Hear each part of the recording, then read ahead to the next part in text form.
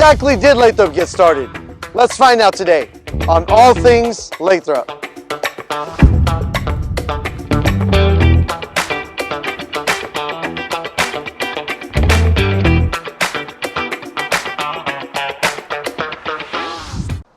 All right, so today we have another special guest joining us as we journey through the history of Lathrop, and that is none other than the one and only John Smith.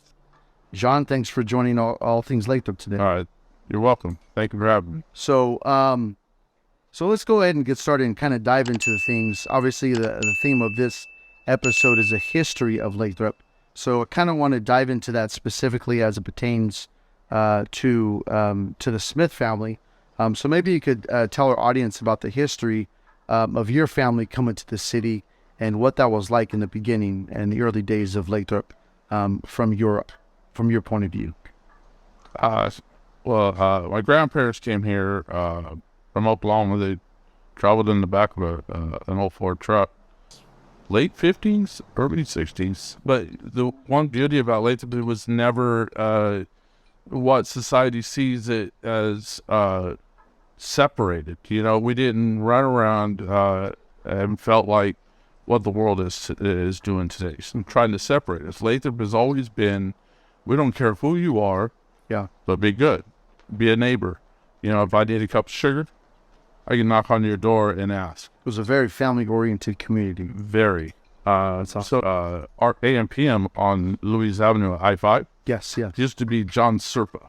That was a gas station with a shop. My dad was a mechanic there when I was a baby. I did not know. So that's why we're having this podcast to talk about the history of Lathrop. And then we lived right across the street. There was homes there instead of motels. There used to just be a little strip of homes along Louise Avenue. Harlan Road used to go right in between where the houses were or the motel is. The street's still there, but they blocked it off. So we lived right across, and I was just telling my parents just the other day, and it's funny because down here I am talking like this. That's one of my earliest memories is that we had a train track. As a kid, I walked in, the room was a little dark, you know, we didn't have LED bright lights back then. This is probably 73. I was probably 3-year-old, maybe 2. And that was my earliest memory, and just remembering that train track right there. And my dad told me, he goes, "Oh, that was when I was a mechanic for John Serpa." Which John Serpa was, he was like the Spanos of Lathrop. Okay. Yeah. Oh, really? Yeah, he's the one that put the money, the first dollars in to help make this city what it is. But as people start moving in, I always told people, don't bring your water. Bring your soil. We'll water you. We will water you. That means that you like that small community and you want that town that you see that you've been told you're buying into. You can't bring dirty water with you. You can't bring the Bay Area water. You can't bring Nebraska water. You have to come in and allow the community to show you. One thing, I grew up on O Street. If anybody wants to know, 522 O Street. Just went by there the other day with my daughter, and she was like, "Dad, where did you grow up?" And I went by there, and then I showed her where the Cooks lived, and the Chaddocks lived, and the Cogdills, and the Hernandez, and the Rodriguez, and when you start sitting back and you start thinking, because when we lived on O Street, we had a Mexican family, Silvio, every week. She'd bring my dad a dozen homemade flour tortillas. I have not found anybody that can make tortillas like that ever since. So take us back into going back to early days. I know there's a lot of farmland. What kind of, you mentioned John Serpa, I believe? John Serpa, yes. John Serpa. What other businesses or shops were around about that time? Oh, that's a good one. Fuller Container was here. I don't know if they were here in the early 70s, maybe. because where Walnut Grove Trailer Park is, where my parents at, right across from McDonald's on Louise, that's where the Fullers lived. They had a house right there in the front, and then they still had the homes, and I believe the trailer park behind the home. Okay. They owned quite a bit of that property through there. Now the way Harlan Road curves in up to that trailer park where the county school is. So what type of business did the Fullers have, you say? Garbage. Garbage. Okay, Yeah, okay. all container. My dad worked for them too after John Serpa. Okay. But my dad ended up at LOF. But back then they lay off, so he had to keep. He was low seniority. He was a maintenance. What was LOF? Sorry. Libby Owens Ford. They made all the windshields in our cars. Okay, I've heard, yes. Yeah, that's where now Tesla has. Tesla's in there now, yeah. And it has a lot. They took down what my daughters called the tower, which was the stack, the red and white stack. Oh, okay, and that's right off of Luis. Yeah. For those of you who are tuning in. So I raised my girls even. They always said Grandma's Tower. That's how they knew we were close to home. Grandma's Tower. And they were talking about my mom, and another beautiful woman. So it's just watching, a vibrant, company or a community living, because it was originated as a train. This was cargo, but the trains would travel through here, and everything was right here, just east of 5th Street. Okay, that was Lathrop back in the day. Yes. The original fire department, the firehouse, is still right behind the postal service. That was the original fire department here in Lathrop. Wow. Yeah. So, and now it's a residence. Okay. Yes. Yeah. So post office off 7th Street. Yeah. Okay. Yeah. So it's and the sad thing is I didn't know that history until I was probably in my 30s. So it's gotten to know how rich and how far back it goes, even back to the Native Americans that lived along our river. And how far back that river goes, in history. But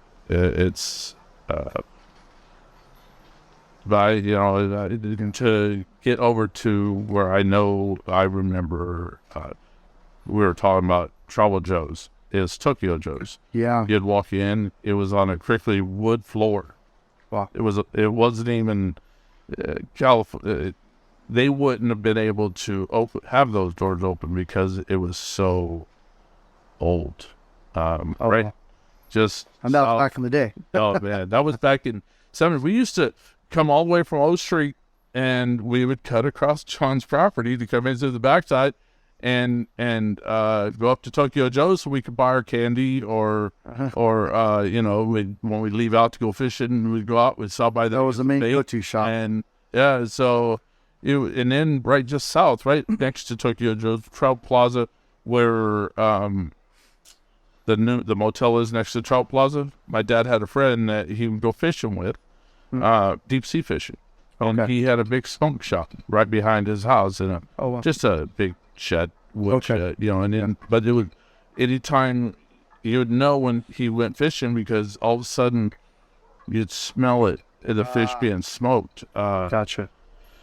And let's see, El Camino, the Camino Real, trailer park has been there since I as far back as I can remember. So what other, so you mentioned the Libby Ford plant. Libby Owens Ford. Libby Owens Ford's, LOF. Yeah. What other local economy drivers? Simplot. Yeah. Which was called back in the day best fertilizer I just found. Yeah, I was just trying to remember. Yeah. It's grown, and it's really hard to get it. It was hard. I applied, and I couldn't get in, and I was opiate. So those are the two local big jobs. Yeah, these were the running. These were the, besides the Sharps Depot. Yes, the city. I believe we were talking about this earlier. Before the city became incorporated in 1989, you had alluded to some of the things that was known for the city of Lathrop in terms of like a very community-driven type Yes. of city, albeit unincorporated at that time. What other things would you say, or let me put it this way, going from the version of Lathrop being unincorporated prior to 1989 to after 1989, or even today, what are some of the biggest things that stand out in your mind that has changed? And you can maybe note a few things for the better, and maybe even one or two that you may miss from before. The miss. Let's start out with positive. Let's start doing this. Some of the great things. I love evolution. I love watching the world grow. I love history, but I love the true facts of history, not what people want to pertain to the ugly. Yeah. So as late as I came back, because I moved out in '87 over to Antioch. So I was at Antioch at finishing high school, starting up a trucking career in Antioch, and when we while we were gone, this city of Lathrop became incorporated. It became a city. When my parents, when the trucking industry, and we tried, my mom and dad tried to make it over there, but it just, we're Lathropians. It's who we are as a family, and we just, they came back, and my dad just said, this place is just, my dad just says, just not right. It's just not right.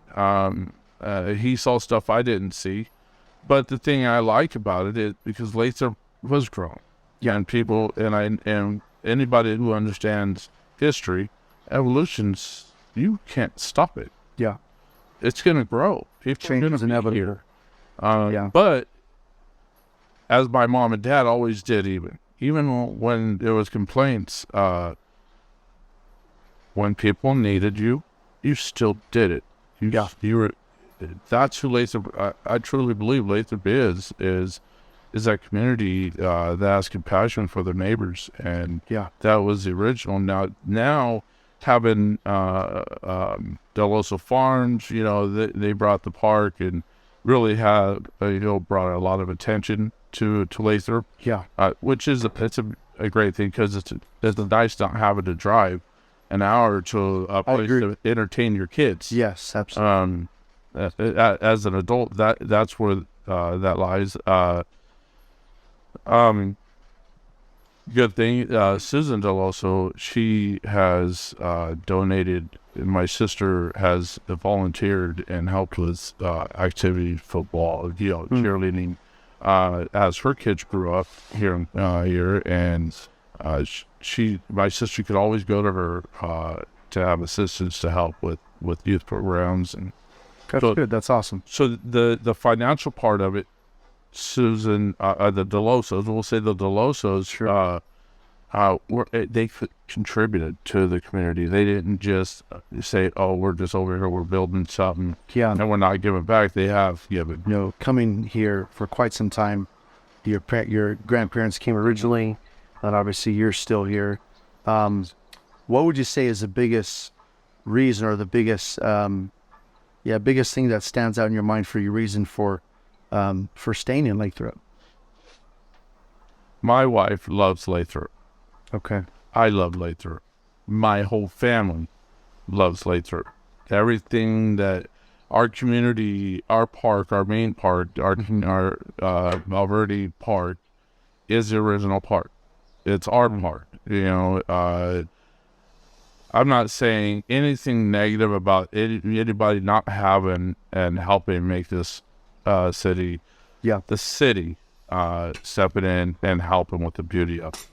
Got it. They don't stop. I'm very excited about even the palm trees that want to fall over on Lathrop Road. Yeah. That have to keep, bad timing. The weather kind of kicked them. Those are because nice. that ground's staying way too wet. It won't grab. Are there certain areas in Lathrop where you like to, I don't know, maybe walk and just, kind of go outside your home and take a break and give you like that sense of belonging or peace? And not out there. Okay. I love going out there on the levee and go fish. Okay. Where they built they eliminated. We used to travel our bikes across the field, and we'd take our fishing poles, and we'd go up, over the Mossdale Bridge. Yeah. And then we'd cut back where it would take you on the levee, it'd take you and then drop you down. Yeah. But then you would drop down and drive out and make a right along the orchard. You go up on the levee. Now you could just go right over the levee, Yeah. go up to that first stop sign, hang a right, you get right up on the levee, and that's where you go fishing. So it takes away the beauty of country, of orchards and trees, having, but, the plus sign being my age, if I wanted to walk, it would be faster. Oh, okay. So we got to, now we, So the levee is a spot. we got, I recently learned that as far as like the levees. So my wife and I actually live in the Mossdale, and so one of the things, and you probably already know this as well, and I'm thankful that, and it literally happened just in the past 6 months before the rain really started coming down, and that is to actually reinforce the levee. yeah. And I remember I actually talked to one of the construction personnel out there, and they put in, I think it was a 6 foot wide, somewhere around there, by a 70 foot depth of the layer of material called bentonite, which basically makes it impervious, or simply put, the water can't really go through the levee. So Yeah. I'm thankful for that. And so now, it wasn't required for myself as a homeowner to purchase flood insurance, but now even more so, Yeah. that's one and done. Think about Sonny Dollywall. Yeah. That's a good man right there. I don't care what anything I've ever heard of negative or anything. I think highly of Sonny. Yeah. Because he's always put Lathrop first. Yeah. Every time there's something, he's always been on the. I feel bad because he's the only one that wants to do it, and that nobody's going to let him. None of us are going to let him loose, because if we let him loose, who's going to step in? Yeah. Yeah. So there's a lot of, as you put it, evolution, or simply put, Yeah. the growth that has happened, throughout the history and even up till today of the city of Lathrop. And some of those moments that you mentioned, the development, obviously, of our new, and thankfully our own police department. And, I believe you mentioned the widening of I-5. Are there other big moments that stand out? I-5 was raised. Not Right. wise, it was raised. Okay. Lathrop Road was wide. Lathrop Road. Okay. I-5 was raised because of the threat of flood. Got it. And 50 highway Yes. was actually Harlan Road. Yeah. Yeah. Okay. So, and that was before my time. So if my dad was here, tell you, you did. Yeah. So are there other big moments in your mind that kind of stand out as really kind of game changers, or just big moments that have made a big difference in the Lathrop city? High School was really something. I'm a little jealous because I didn't get to go to Lathrop High. Yeah. It's Lathrop. It's our high school, but our kids get to go there. We've talked a lot about the history of Lathrop from your family growing up here, what the landscape was like, the demographic was like, and even some, key moments of change or evolution, as you call it, here in Lathrop. Is there anything else that you'd like to share with our audience, something that we may not have even talked about or gone through today? The biggest thing is what I grew up in Lathrop as a young kid. I truly believe Lathrop was a safe place back in the 70s and 80s. Yeah. And, every place has some issues, but people here in Lathrop, please try to remember where you came from. You left there for a reason. Yeah. And even if it was just a financial reason, it's a reason. And Lathrop has always been good, fertile ground. As my dad said, you used to be able to go out where you live out in Mossdale, and you'd step and the ground would move because it was sitting on water. We had a high rate of water under our ground. Okay. Very fertile ground. Aquifer was it? Allow the community, not just us individually, but the community, try to find out what that is, and let's grow that. I mean, because if I could actually take people that live in Mosdale and River Island and teach them what the acres, Yeah. where the cottons live, where the O Street, that was in the Serpent days, is what it was. Yeah. And have that camaraderie and that trust in your neighbor, and be that neighbor that is trustworthy. Right. I don't know. Society hasn't shown me, in the newer society, I haven't seen too much positivity in certain areas. But I still think Lathrop it's a beautiful city. I think that Susan and Steve, the manager, Steve, I know you. You know me. Yeah, I look at the camera for that one. But regardless what the differences are, overall the pictures, they've done an excellent job. Absolutely. Made Lathrop a very wealthy, stable city. Yeah. And so don't believe in the negative hype. Stay with the positive. That's kind of my Back to the character. Yeah, I like that. That's good. Character it's all you got. Yeah. Do you stand up and look out for your neighbors, or do you? Yeah. So, I agree. That's good. And Lathrop's a neighborhood. Yeah. Still a neighborhood. Still a community. Still a little town. Yeah. We might be big in population by people, but if you look at it by size, we're a small town. Close knit, and that's good. That's the way. Should always be, hopefully.